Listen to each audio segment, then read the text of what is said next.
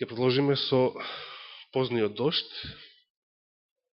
Јас би сакал од минатата сабота да прочитам само дел од цитатот со кој што завршивме во Сведоштва до проповедниците, страна 506, цитат од 1897 година,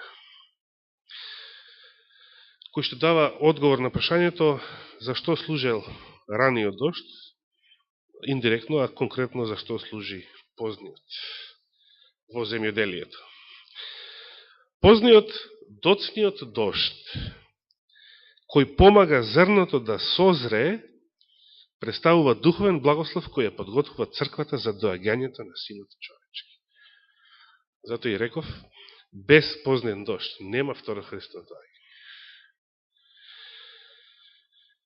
Меѓутоа, ова е битно, доколку раниот дожд не паднал, нема да има ни живот. Зеленото стебленце нема да се појави. Доколку раните дождови не го извршиле своето дело, позниот дожд нема да има зрна што ќе може да ги доведе до созревање. Значи, нема фајде од позниот, ако не постои стеблото, кое што треба да созрее со позниот, кое што треба да биде доведено до усовршување.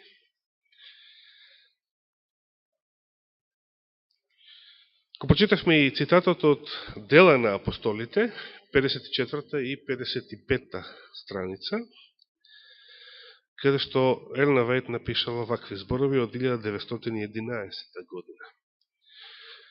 Излевањето на Светиот Дух во времето на апостолите било почеток на раниот дожд и резултатите биле славни. Светиот Дух требал да биде присутен се до крајот на времето во вистинската црква. Во историски смисла, раниот дожд се однесува на Педесетница, на излевањето на Светиот Дух, како настан. Во поединечен смисол, на што се однесува?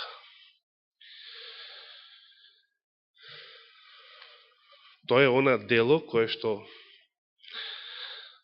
секој еден кој што бил наново роден, го доживеал од моментот кога поверувал, па секогаш понатаму во христијанскиот живот.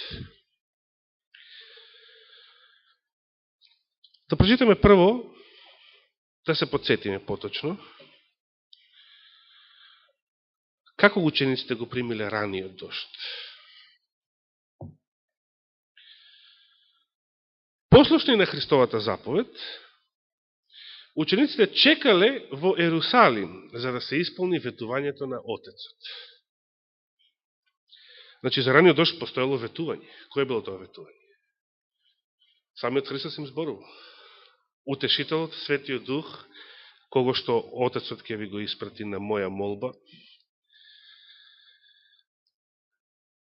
Чекајте, значи, во Ерусалим, додека Светиот Дух не слезе врз вас, и така натаму, да не ги читаме посебно сите тие стихови. Постоело ветување за раниот дожд, тоа е битно, и учениците чекале да се исполни тоа ветување. Значи, ниту еден апостол не излегол да зборува и да проповеда пред да се исполни ова ветување. Тоа е многу битно. Зошто? Зошто е тоа битно? Уште во Стариот Завет, Господ што рекол преку Захарија? Не со сила, не со крепост, не со човечка мудрост, не со теолошки дипломи. Сето тоа фрлете го во вода. Туку со мојот дух. Ако не со неговиот дух, било кое дело не го носи печатот, не го носи карактерот на Божие дело. Туку го носи печатот и карактерот на човечко дело.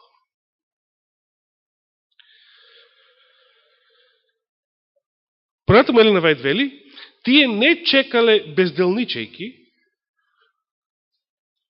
извештајот вели дека биле постојано во храмот, фалејки го и благословувајки го Бога. Кој е Лука 24 глава, 53 стих. Така вели Библијата. Но што друго правеле? Додека чекале да се исполни ветувањето, учениците со понизни срца, искрено каејки се, го признале своето неверување. Значи се подсетувале на целиот Христов живот, предходно, 3,5 години. Сите тие ситуации за кои што самите подоцна пишувале во Евангелијата, дека биле со тврди срца, дека биле маловерни, дека се надпреварувале кој е прв, дека 2 петла во исто буниште не можеле, и така натаму, и така натаму. Дека овој со 4 факултета треба да биде над оној со 2 или 3 и така натаму. Сите тие човечки глупости, значи, ги препознале како греф и искрено се каеле за нив, вели извештајот. Тие сериозно и искрено се молеле Бог да ги оспособи да разговараат со луѓето и при секојдневните среби да им упатат зборови кои ќе ги привлечат грешниците кон Христа. Че замисли, учениците не биле полни со себе, паметни и мислеле дека све знаат и све можат, па да искочат веднаш да се фатат со евреите во Коштец и да почнат да им зборуваат, да ги убедуваат да го прифатат Христа. Не. Туку напротив, биле бедни, односно сиромашни по дух. Се сметале за неспособни спрема учените рабини, кои што навистина биле учени, интелигентни луѓе, стручњаци од разни области. А што биле обичните рибари? Кој рибар, кој цариник? Само мртвиот Јуда бил нешто повеќе од нив. Да речеме, имал економски факултет за тоа време. Значи, учениците искрено се молеле Бог да ги оспособи да разговараат со луѓето, да знаат како да разговараат. За да можат да ги привлечат грешниците кон Христа, отфрлувајќи ги сите недоразбирања, секоја желба за владење. Пазите, секоја желба за владење. Овој греф постои во сите христијански цркви. Желба за владење. Тие се поврзале со врските на христијанското заедништво.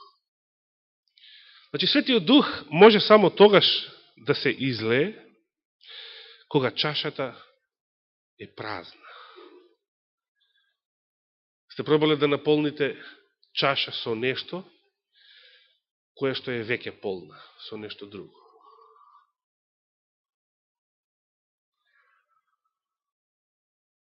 Ми текнува еден друг цитат од Елена Вајд, кој што вели: Светиот Дух сака, или Господ вели, Господ сака Светиот Дух да биде цар во неговата црква. И во неја да не постојат никакви други закони, освен неговите. Че нема човек да биде цар.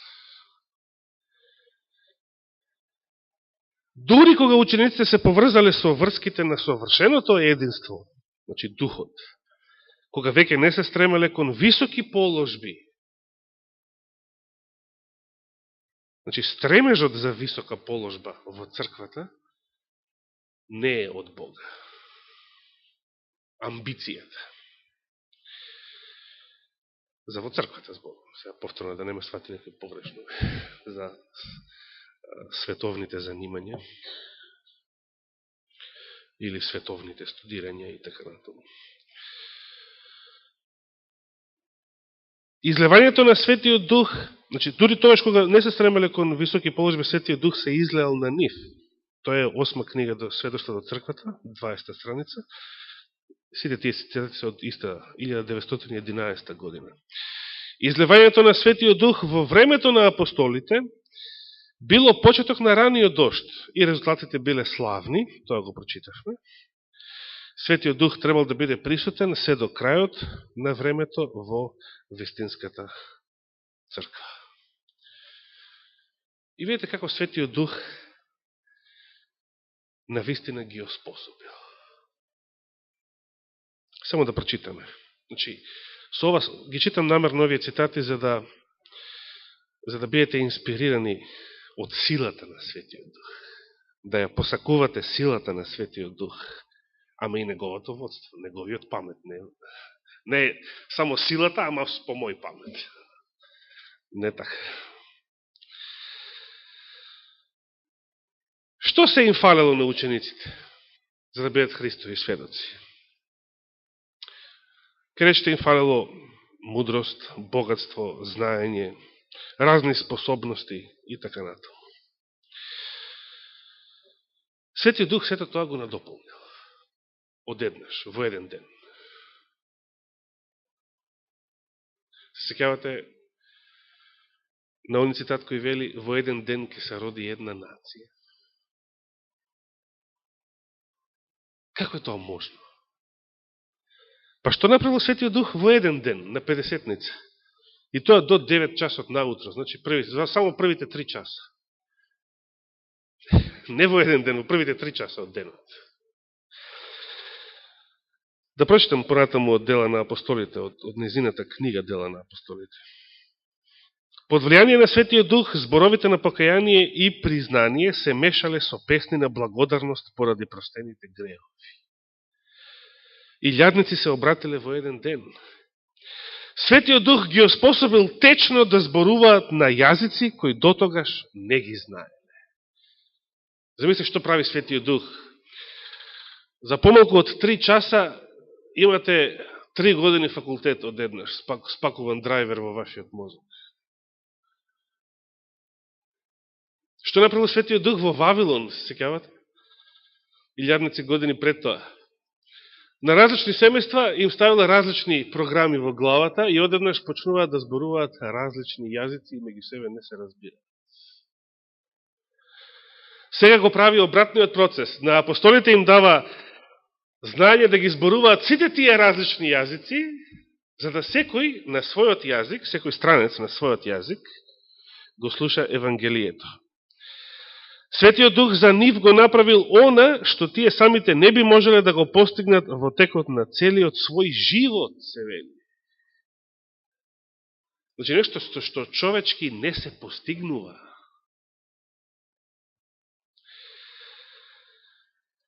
Нивите срца биле исполнети со така потполна, така длабока, така далекусежна добрина. На ова обрнете внимание, не толку на техничките способности. Значи, како Светиот Дух го променил нивниот карактер. Значи, не може ова човечко воспитување и човечки напор да го постигне. Таква длабока, далекусежна добрина, што биле подготвени да тргнат се до крајот на земјата, за да посведочат за Христовата сила. И Елена Вајд поставува прашање на 48 страница од Дела на апостолите. Какви биле последиците од изливањето на Светиот Дух на денот на Педесетница? Радосната вест за воскреснатиот Спасител била објавена и во најоддалечените делови на населениот свет. Замислите. Во црквата се слевале обратеници од сите страни. Отпадниците се враќале. Верниците се труделе да бидат слични на Христа по карактерот и да работат на ширењето на Неговото царство. Кој го направил ова? Светиот Дух.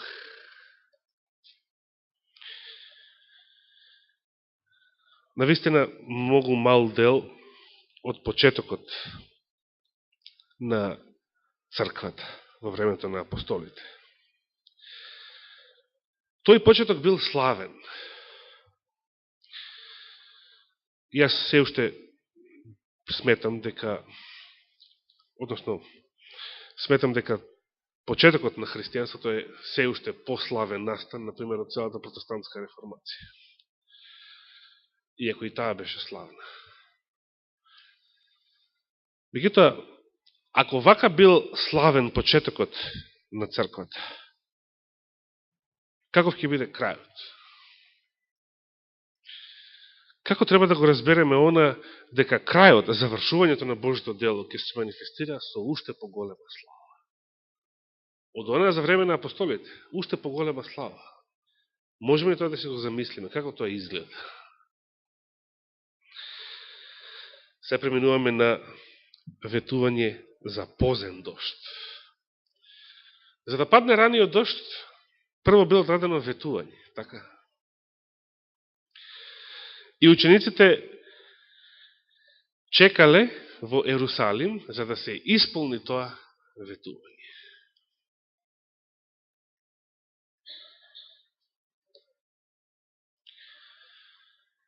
Патем речено, тука е згодно да споменам една мисла. Се сеќавате ли,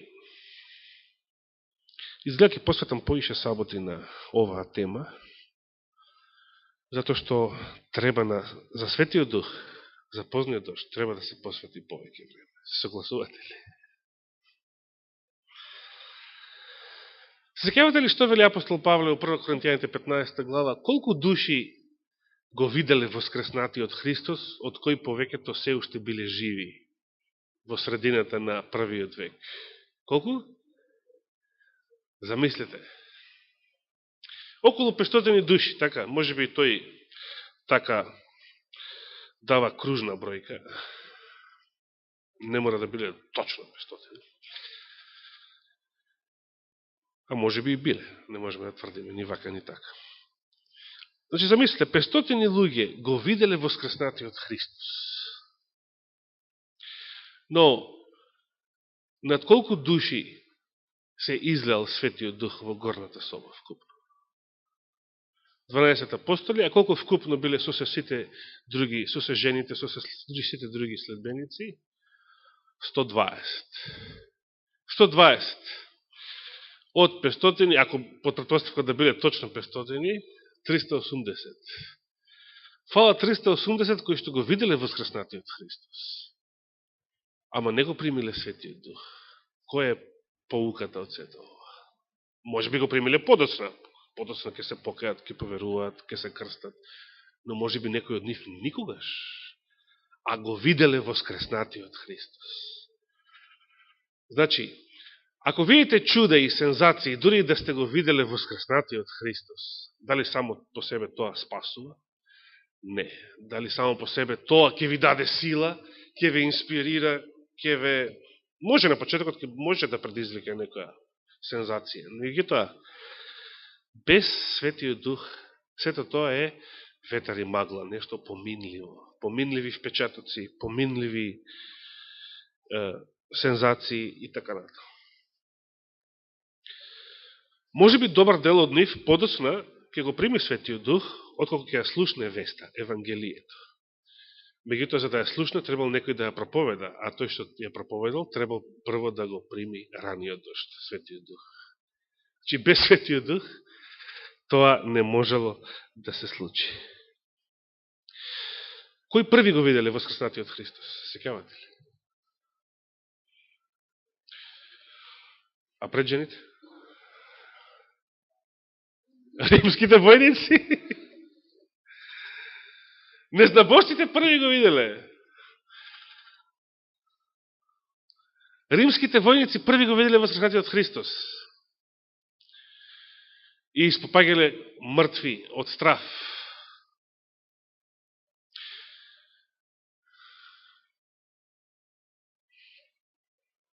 Дали во светлината на нивното искуство можеме да ги разбереме оние зборови во Софонија, дека кога ќе настапи денот Господов, тој ќе биде толку голем и страшен ден, што во него горко ќе заовка јунакот.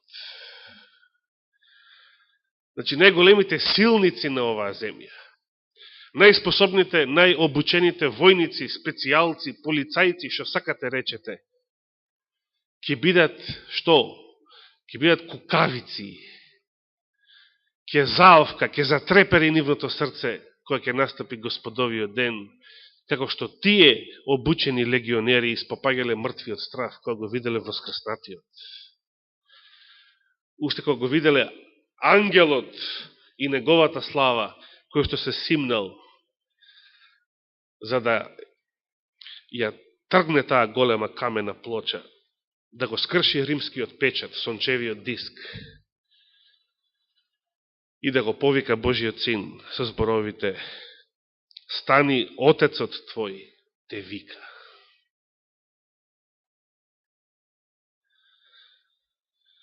И за позниот дожд нам ни е дадено ветување. Некои тие ветувања ги прочитавме во Стариот Завет. Така? Ран и позен. Видите се што вели Елена Вајд. Осмо сведоштво до црквата, страна 21, 1904 година. Значи една година после Илинден, замислите се. Ориентација.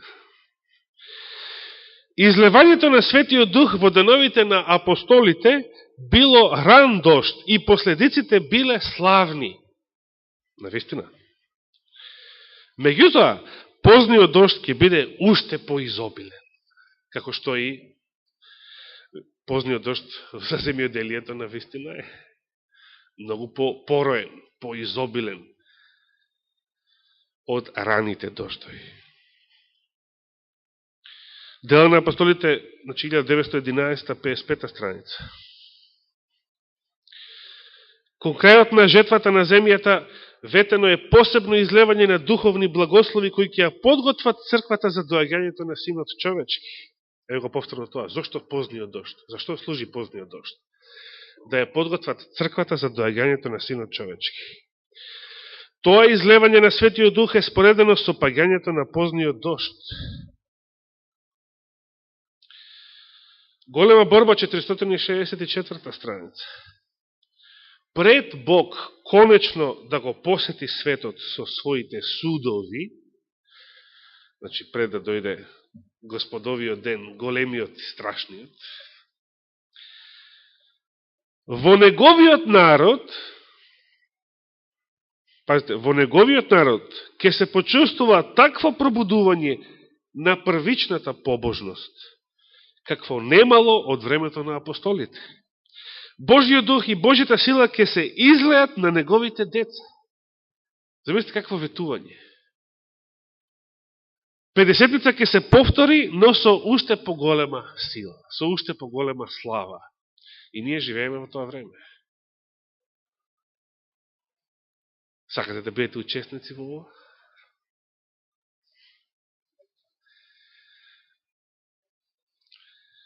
Ова дело ќе биде слично со она од денот на Педесетница, како што раниот дожд бил даден при излевањето на Светиот Дух на почетокот на проповедањето на Евангелието, за да изрти скапоценото семе.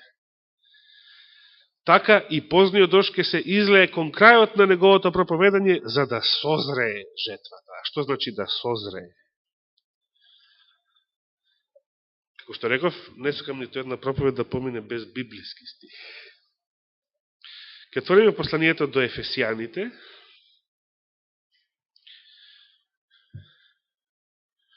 Послание до Ефесијаните, 4 глава, каде што зборува за разни црковни служби, кои што пак не се ништо друго, туку разни духовни дарови од духот дадени, доделени служби.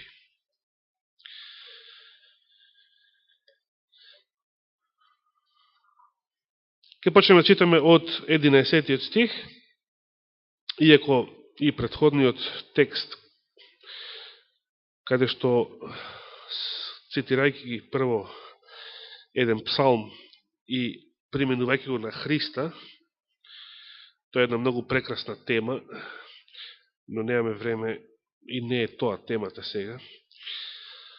Може за тоа, кој ќе се зборува за воскресението, да стане збор. Но ние да започнеме од 11 стих. И тој се мисли на Христа, оној што слегнал до најголемите земски длабочини, па потоа воскреснал и се издигнал високо и спечалил или пленил дарови за луѓето. Значи, на тие дарови се мисли Светиот Дух, духовните дарови за црквата. Со своето воскресение, со својот триумф над смртта, над гревот, над светот, Господ пленил, како и секој освојувач, освоил плен. И тој плен им го раздава на своите. Меѓутоа, што е пленот во неговиот случај? Тоа се духовните дарови. Духовните дарови, апостол Павле ги нарекува Господовиот плен, што им се раздава на неговиот народ.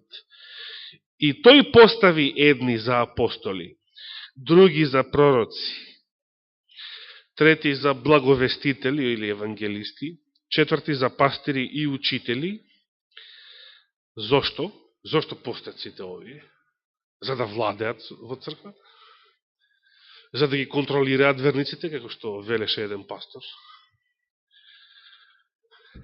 За усовршување на светиите во делото на служењето.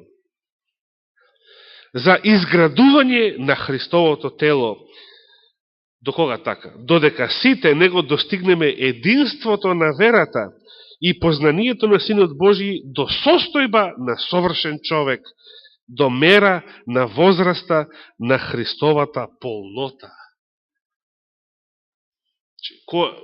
Која е целта на духовното усовршување? Која е целта што ќе ја постигнат запечатените 144.000 за кои што ќе стане збор подоцна, бидејќи се и подоцна на табелата?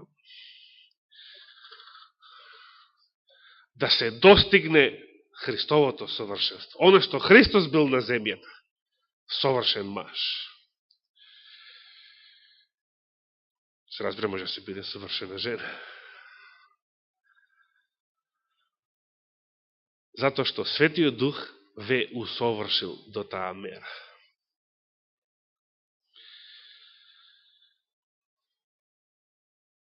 И уште само два цитата од Елена Вајд и за денес ќе завршиме, ќе прекинеме, продолжуваме следната сабота. Позниот дожд ќе го предизвика гласниот вик. Ова е многу битна тема. Само за гласниот вик ќе имаме посебна проповед. Што е гласниот вик? Зошто така се вика? И така натаму. Тоа не се обични евангелизации, или разни пропаганди, или платени, или финансирани, или како сакате речете ги. Тоа е едно посебно Господово дело, на кое што му нема рамно.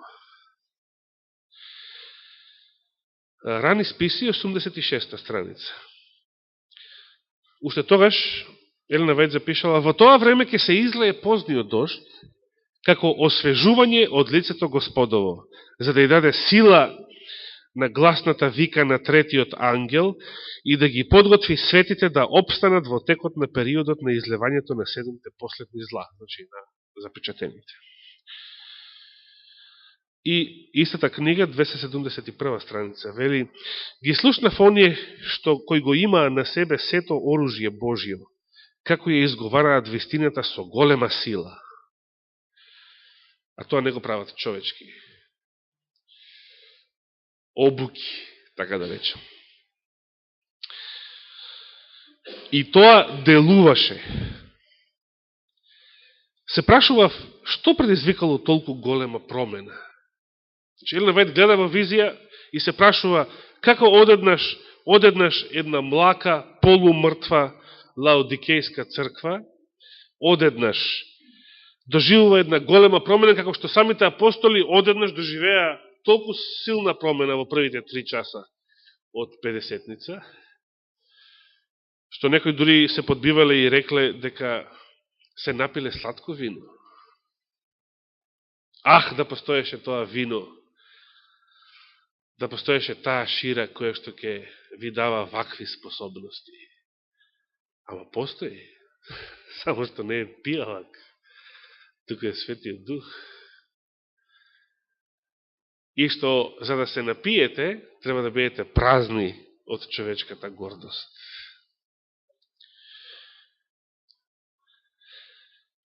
И сега Елена Вајд се прашува, што предизвикало толку голема промена, како сега, одеднаш Божиот народ имајќи го сето оружје Божјо, ја почнал и ја изговарал вестината со голема сила и тоа делуваше. Ангелот одговори: позниот дожд, освежувањето од лицето Божјо, гласниот вик на третиот ангел. И со оваа тема ќе продолжиме. Кога треба да падне позниот дожд? Прашање за следната сабота.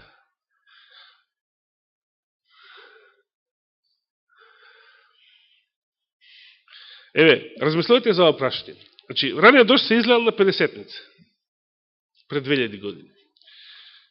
Кога ќе се излее позниот дожд? И има една цака, одговорот не е во иднината. Но за тоа ќе размислуваме следната сабота. И што представува гласниот вик на третиот ангел? Што е тоа?